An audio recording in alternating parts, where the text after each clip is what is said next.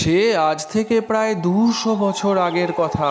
আজকের হাওড়ার খড়িয়প তখন ছিল এক বর্ধিষ্ণু গ্রাম, এবং সেইখানে বসু পরিবারের ধর্মপ্রাণ জমিদার ছিলেন বৈদ্যনাথ বসু। তিনি ছিলেন এক বিশাল বড় মা কালী ভক্ত। তিনি নিয়মিত মা কালীর আরাধনা করতেন। হঠাৎ একদিন আমতার খড়িয়পে দেখা দিল মহামারী। মড়ক লেগে গেল গ্রামে।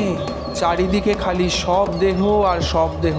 গ্রামবাসীরা চিন্তিত হয়ে এলেন বৈদ্যনাথ বসুর কাছে। বৈদ্যনাথ বসু সেদিন রাতে মায়ের পুজোয় বসেন ও মাকে বলেন গ্রামকে এই মহামারী থেকে উদ্ধার করার জন্য রাস্তা দেখাতে। সেদিন রাত্রে তাকে স্বপ্ন দেন স্বয়ং মা কালী এবং বলেন যে রূপে তিনি এসছেন সেই রূপে তাকে পুজো করলে মহামারী মুক্ত হবে সেই গ্রাম। এবং বৈদ্যনাথ বসু মায়ের রূপ দেখে তৈরি করলেন এক মা কালীর মূর্তি।